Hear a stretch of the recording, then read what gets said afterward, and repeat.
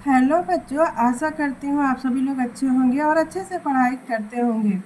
जैसा कि बोर्ड के एग्ज़ाम में शुक्ल युग और शुक्लोत्तर युग के बारे में ज़्यादातर बहुविकल्पीय प्रश्न पूछे जाएंगे।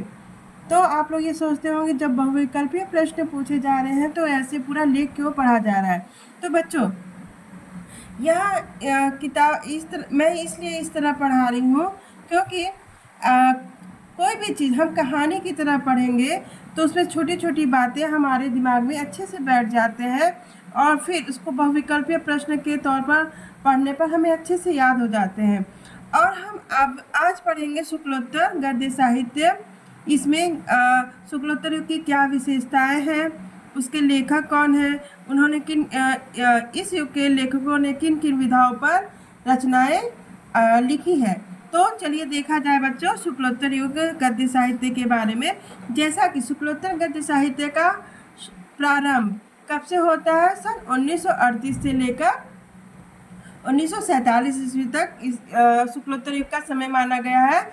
और आगे देखिए क्या लिखा गया है कि सन 1936 ईस्वी के बाद देश की स्थिति में तेजी से परिवर्तन हुआ और हम कल्पना के लोक से उतरकर कहाँ पर आ गए?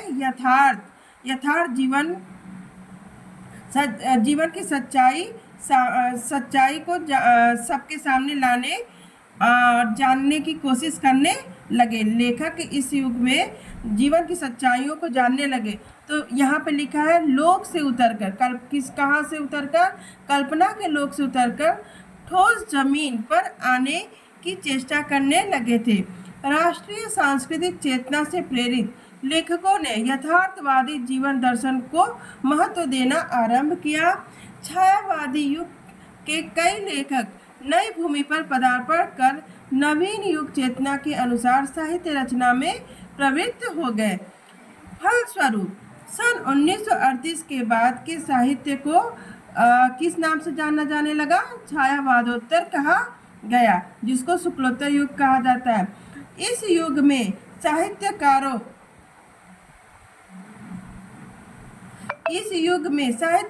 की दो पीढ़ियां साहित्य रचना में प्रवृत्त हैं। अब देखिए इस युग में कौन सी दो पीढ़ियां हैं?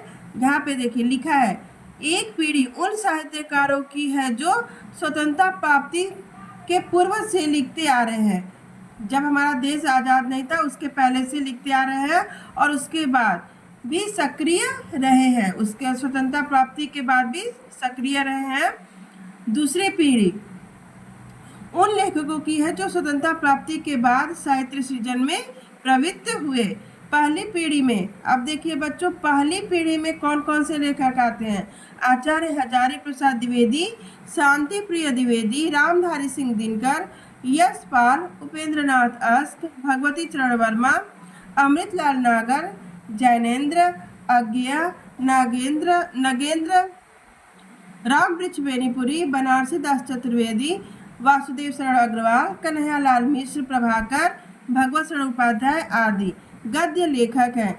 दूसरी पीढ़ी में कौन कौन से लेखक हैं? विद्यानिवास मिश्र, हरिशंकर परसाई, फणीश्वरनाथ रेणु, कुबेरनाथ राय, धर्मवीर भारती, शिव प्रसाद सिंह आदि उल्लेखनीय हैं। अब यहाँ पे गद्य लेखकों की उक्त दोनों पीढ़ियों ने हिंदी गद्य को सशक्त बनाया, उसकी शब्द संपदा में वृद्धि की, उसे जीवन की बाह्य परिस्थितियों, सामाजिक संबंधों, विसंगतियों, आधुनिक मानव के आंतरिक द्वंद्वों एवं तनाव को व्यक्त करने में सक्षम बनाया। अनेक नवीन कलात्मक गद्य विधाओं का विकास किया और सब मिलाकर उसे राष्ट्रीय गरिमा प्रदान की। अब देखिए बच्चों, शुक्लोत्तर युग के निबंधकारों में मानवतावादी दृष्टिकोण के सशक्त प्रतिपादक आचार्य हजारी प्रसाद द्विवेदी सर्वश्रेष्ठ निबंधकार हैं।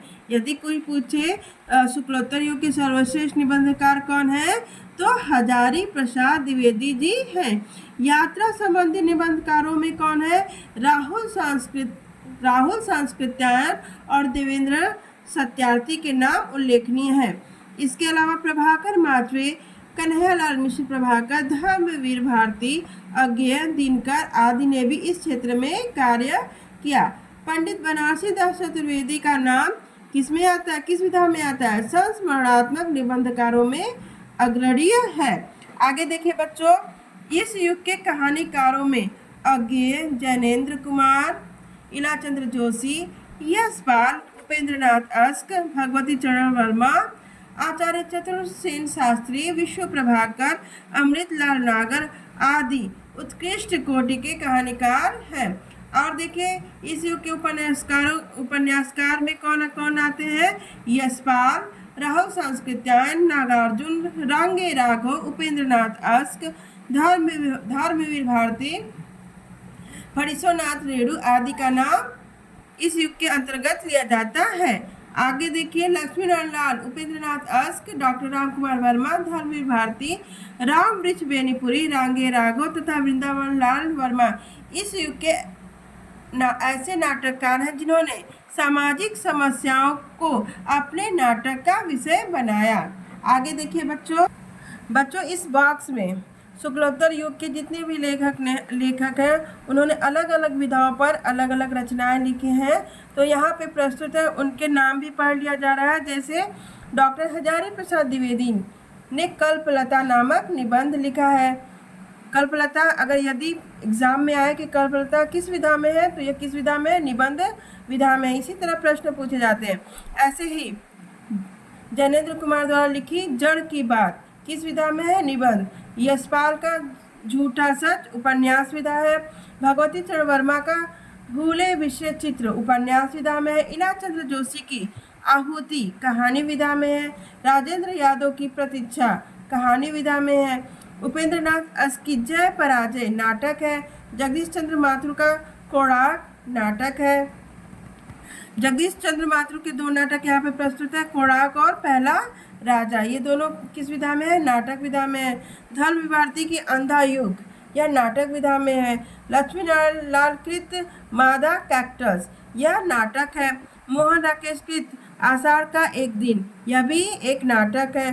अज्ञेय द्वारा लिखित शेखर एक जीवनी उपन्यास विधा में है। यशपाल द्वारा लिखित दादा कामरेड उपन्यास विधा में है। भगवती चरण वर्मा द्वारा लिखित चित्रलेखा उपन्यास विधा में है। अमृतलाल नागर द्वारा लिखित बूंद और समुद्र उपन्यास विधा में है। हरीशोनाथ रेणु द्वारा लिखित मैला आंचल उपन्यास विधा में है। धर्मवीर भारती द्वारा लिखित गुनाहों का देवता उपन्यास विधा में है। आज के लिए यहाँ तक। अगली वीडियो में हम स्वतंत्रता युग के बारे में पढ़ेंगे और निम्नलिखित विधाओं के बारे में पढ़ेंगे, उसकी जानकारी देंगे। तब तक के लिए धन्यवाद बच्चों।